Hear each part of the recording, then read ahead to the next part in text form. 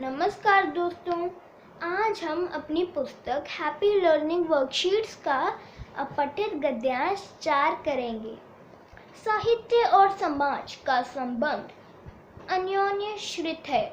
समाज को समझे बगैर साहित्य से न तो कुछ सीख सकते हैं और न ही कोई सिखा सकता है। दूसरी तरफ यह भी उतना ही सत्य है कि कोई भी समाज साहित्य वही नहीं होता और न ही हो सकता है।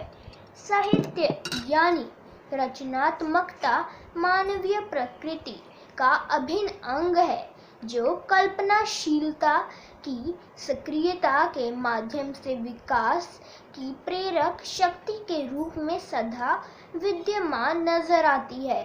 हर बड़ा रचनाकार कुल मिलाकर समाज विशेष की ही देन होता है और उसी समाज विशेष की भाषा, संस्कृति, परंपराओं और इतिहास के दायरे में उसकी रचनात्मकता अभिव्यक्ति पाती है। इसलिए जिस साहित्य का अपने समाज में जितना अधिक आदान प्रदान होगा, वह साहित्य उतना ही जीवंत, संवेदनशील एवं प्रभावशील होगा। साहित्य में मानवीय समाज के सुख दुख, आशा निराशा, साहस भय और उत्थान पतन का स्पष्ट चित्रण रहता है। साहित्य की इन्हीं खूबियों के कारण इस समाज का दर्पण कहा जाता है। दोस्तों, अब हम इस पैराग्राफ को पढ़कर इसके उत्तर देंगे।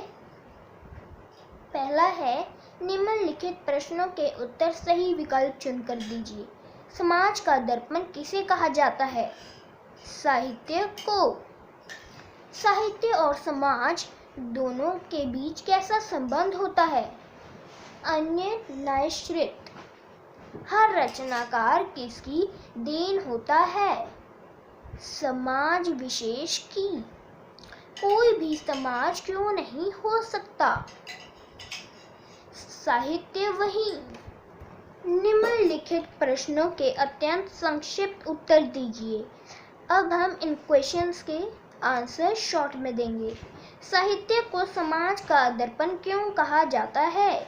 साहित्य की कुछ खूबियों के कारण। साहित्य में साहित्यकार की रचनात्मकता किसके दायरे में अभिव्यक्ति पाती है? साहित्य में साहित्यकार की रचनात्मकता भाषा, संस्कृति, परंपराओं और इतिहास के दायरे में अभिव्यक्ति पाती है। साहित्य का अपने समाज से अधिक आदान प्रदान करने से उस पर क्या प्रभाव पड़ेगा? वह साहित्य उतना ही जीवंत, संवेदनशील एवं प्रभावशाली होगा। प्रस्तुत गद्यांश का सर्वाधिक सार्थक शीर्षक क्या हो सकता है? समाज में साहित्य का योगदान।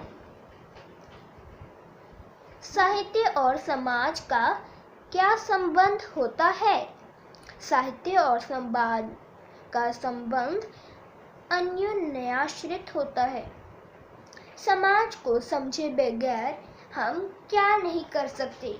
साहित्य से न तो कुछ सीखा जा सकता है, न तो कुछ सिखाया जा सकता है। धन्यवाद दोस्तों।